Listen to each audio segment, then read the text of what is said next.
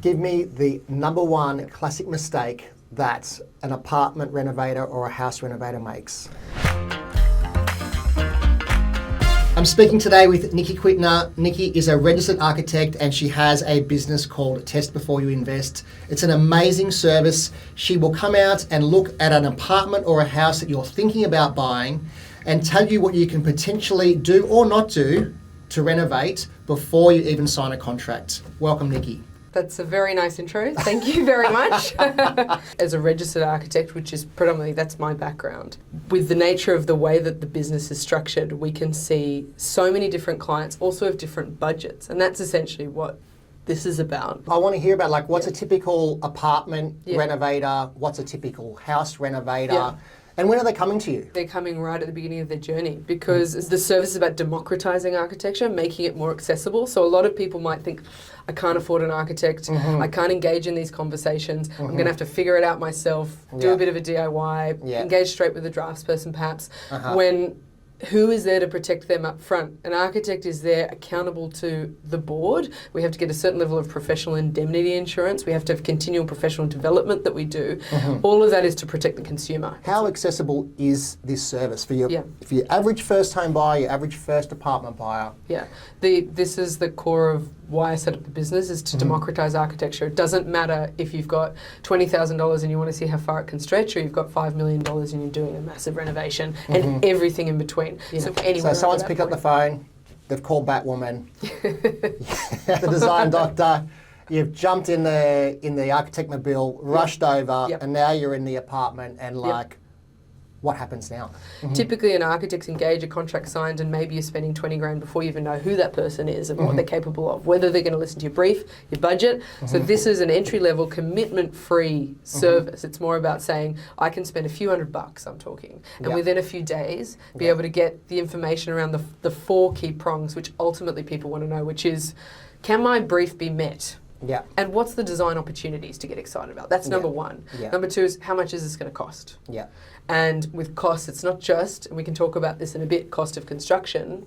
It's total cost of works. The architect, approval fees, and so on. So cost is the second prong. The third prong is how long is this going to take from start to finish? And the fourth is, how do we get this thing approved? What are my approval options? So if I can walk away after a few $100, not committed to any particular architect, but have the confidence to know, if I buy that house, I could add an extra couple of bedrooms, I can do it through a CDC, it's going to take me a couple of years and it's going to cost me $800,000, great. You know, that's the ballpark of information. I think what's missing in the market is big picture thinking. If the numbers only work in a perfect case scenario, then it's not a flip, it's a gamble. Gotcha. So talking about flipping, is there still money in flipping? Is flipping dead, or is it still a thing? In Sydney, in New South Wales? So flipping isn't dead, but it's no longer forgiving.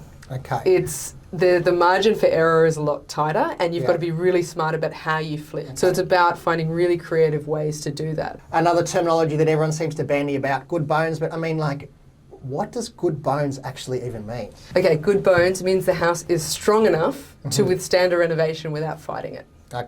So if, for example, the perimeter bones, it's a double brick building, it's a little thermal fortress, then it means there's so much more flexibility as to what you could do on the inside while still preserving really good quality thermal protection, weatherproofing and durability. It might even withstand a second story addition, for example. We had a client, they had a single story home, which was a 3-bedroom, 1-bathroom, and ultimately they wanted to do exactly what you were saying before. Open plan, living, dining, kitchen, turn it into a 4-bedroom, 2-bath. Make the master bedroom have its own ensuite, just all the usual inclusions.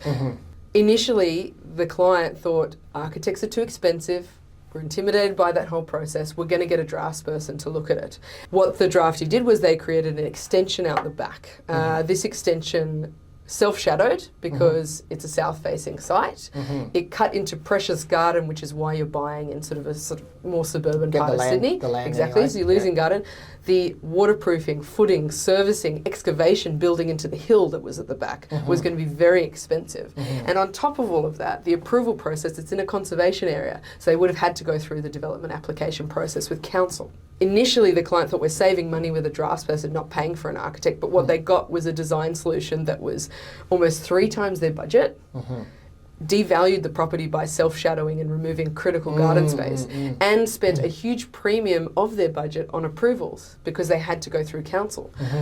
So then they came to us, we looked at the property and we thought, really good bones, really inefficient layout. It's actually a big footprint. We can carve this up differently and get you everything you want without doing any extensions. So you're saying the house was big enough?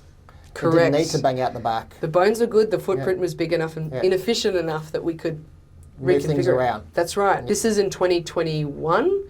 They did the renovation. By 2024, they revalued the property and it has doubled in value on essentially, ultimately, a $350,000 investment. Give me the number one classic mistake that an apartment renovator or a house renovator makes. For a house renovation, the classic mistake I would say is rushing into it before information gathering, which costs you delays and cost blowouts in the long run. So spend the money on the right professional. Might seem like a little bit more upfront, but honestly, it will save you thousands in the background in three ways. The first is on design that will give you better return on your investment. The second is thinking about how this place is going to perform for the next 20 years, reducing your heating cooling bills, reducing your maintenance, encouraging durability of materials. And the third and the most important is the cost of construction. The real cost at the end of the day is not on us. It's the build. So get the planning right up front and the trickle effect will be there. Plan. Yep. Then start your reno. That's it. Yeah. The two things people underestimate the most in renovation would be cost and time. So if we were to break those two down, I think starting with time. It is more time, but it's worth saying what you don't want to hear up front. Yeah. Because you could start straight away and you'll end up spending double the time because mistakes are made and you'll spend more money in the process. Is this a part of your role, test before you invest, is like getting people to swallow the bitter pill? Like, I know you want to do it in 3 to 6 months, but really, if you're going to do this properly, it's going to be a year. Yeah, it's managing expectations up front because I think there's so many agendas in play in real estate and in construction and in our world as well. It's, is someone just telling you what you want to hear so they get the job? The problem with architecture is the business model is difficult. It relies on large sums of money over long periods of time, and that may influence how an architect delivers their advice. So for me, I think charging that little sum of money just to cover our time, which is really all it does, is important because then I'm really determined to give them value. They're paying for it, I'm giving them value. I guess like buyer's agents, there's a big difference between looking at a picture or even looking at a floor plan or even knowing the street or knowing the area. I'm sure your local knowledge in so many parts of Sydney is amazing. But the difference between that and physically walking into a house or walking into an apartment and going, okay, I can see what needs to happen here. Well, how many times have you been surprised when you go, I know this, hundreds, I've seen this plan? Thousands. And then you're like, I did not see that coming, that ceiling height's really low. Yeah, totally. I know we get clients saying, well, what do you think about this? And they will send us a picture, a link to a listing. And it's like, I can't tell you yet. Yes. I can tell you it's worth investigating further, but I'm going to reserve my idea of whether it's worth buying and how much it'll cost until I physically, and I imagine that's even more so for you. Like it's generally, the preference is always to go on site, particularly like if it's a steep slope, if it's difficult access, if the house is really a bit derelict or the ceilings are doing funny things or the boundaries are doing funny things and the neighbours are doing funny things. And this is probably leading to a more optimistic thing. People see a south-facing site and they're like, no, not interested. That's 99% of the people that we work with is I will not look at a south-facing site.